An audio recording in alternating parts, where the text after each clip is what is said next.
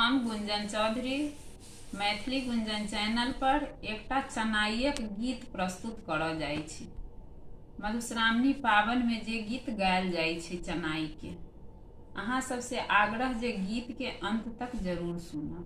कोने रंग घोरा चनाई के, कोने रंग लगाम चनाई के, कोने रंग लगाम राम, कोने रंग चनाई जलखिन पवनई तीन आगु ठाढ़ राम, कोने रंग चनाई छथि पवनई तीन आगु ठाढ़।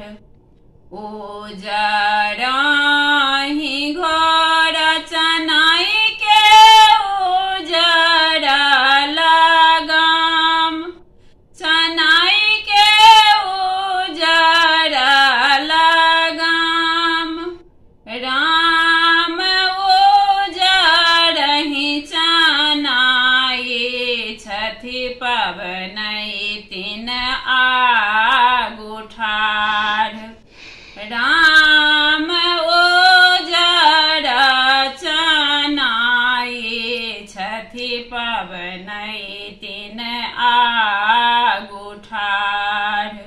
कोने रंग धोती चनाई के, कोने रंग रुमाल चनाई के, कोने रंग रुमाल राम, कोने रंग शोभन चनाई के पैर के खड़ाम राम, कोने रंग शोभन चनाई के पैर के खड़ाम।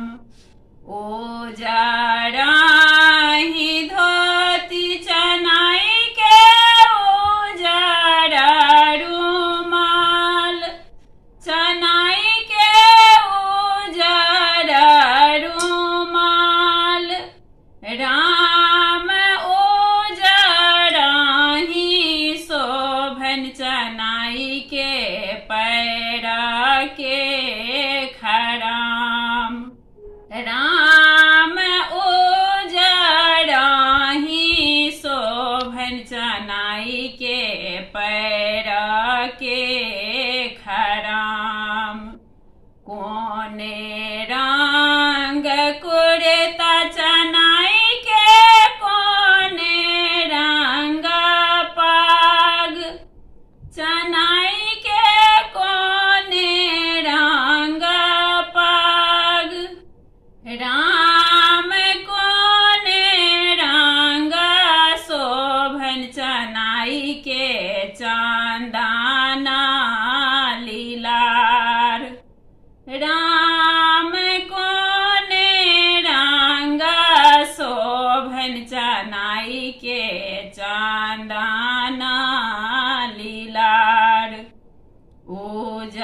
उजरहि कुर्ता चनाई के, उजरहि पाग चनाई के, उजरहि पाग राम, उजरहि शोभन चनाई के चंदना लीलार राम, उजरहि शोभन चनाई के चंदना लीलार।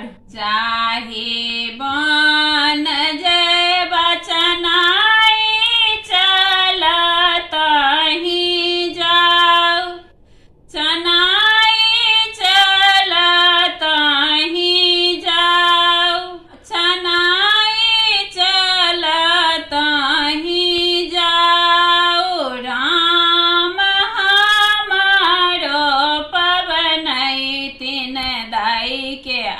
आशीष देने जाब।